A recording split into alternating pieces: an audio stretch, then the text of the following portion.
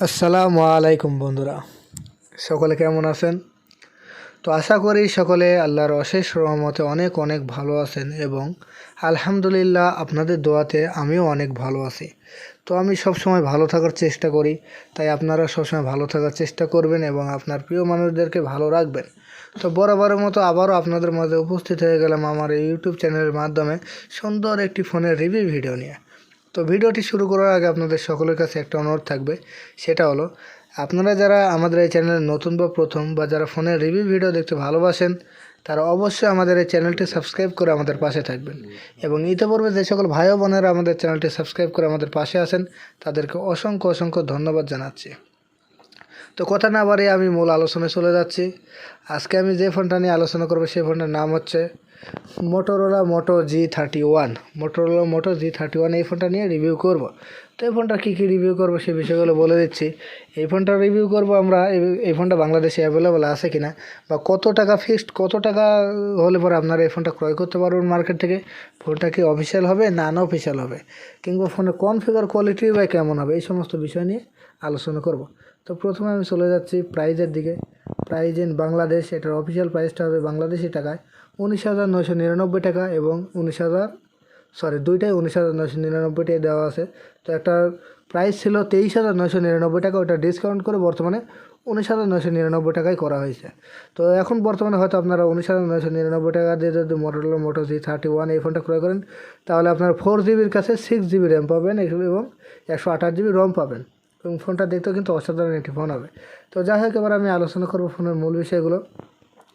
তো এই ফোনটা ফার্স্ট রিলিজ হয়েছে ডিসেম্বর মাসের 6 তারিখে 2021 সালে এবং কালার হিসেবে পাচ্ছেন mineral grey and baby blue, দুটো অসাধারণ কালার পাচ্ছেন এবং কানেক্টিভিটি নেটওয়ার্কে পাচ্ছেন 2G 3G 4G এবং সিম হিসেবে পাচ্ছেন ডুয়াল ন্যানো সিম। এছাড়া আপনারা ফোনের সঙ্গে যে বিষয়গুলো পাচ্ছেন সেগুলো হচ্ছে dual band wifi, direct wifi, hotspot, Bluetooth, GPS, FM radio, USB, OTG, USB type C and NFC। তো যে কটা অপশন এখানে দেওয়া আছে সবগুলো কিন্তু আপনারা এই ফোনের সঙ্গে পেয়ে যাচ্ছেন।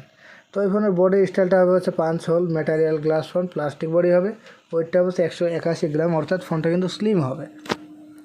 এবং এই ফোনের ডিসপ্লে সাইজটা হবে হচ্ছে 6.4 ইঞ্চি অ্যান্ড ডিসপ্লে রেজুলেশনটা হচ্ছে ফুল HD plus 1080x2400 pixel 411 PPI এবং টেকনোলজি হিসেবে পেয়ে যাচ্ছেন AMOLED touch screen, but production হিসাবে এখানে কোনো কিছু পাবেন না।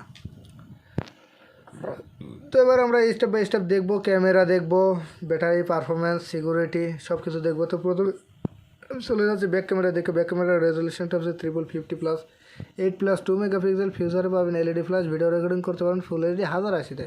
অ্যান্ড ফ্রন্ট ক্যামেরার রেজুলেশনটা হচ্ছে 30 megapixel, video recording same to same back ক্যামেরার মতো 1080-তে আপনারা করতে পারবেন। ব্যাটারি হিসাবে পেয়ে যাচ্ছেন অনেক শক্তিশালী একটি ব্যাটারি স্মার্টফোনের জন্য, সেটা হচ্ছে lithium polymer 5000 mAh non removable battery. And চার্জিংটাও কিন্তু অসাধারণ একটি চার্জিং হবে, সেটা হচ্ছে 20 ওয়াটের ফাস্ট চার্জিং। তো এবার যে বিষয় নিয়ে আলোচনা করবো সেটা হচ্ছে পারফরমেন্স। তো পারফরমেন্সটা সব ফোনের জন্য গুরুত্বপূর্ণ একটি বিষয়।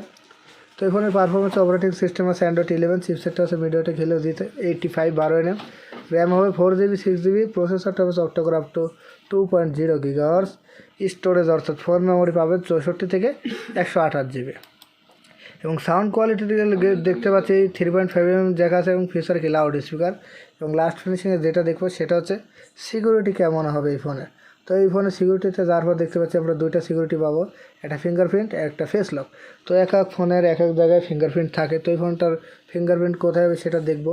তো এই ফোনের ফিঙ্গারপ্রিন্টটা হবে সাইড মাউন্টেন, অর্থাৎ সাইডে যে বাটন আছে সেই বাটনে আপনারা ফিঙ্গারপ্রিন্ট পাবেন।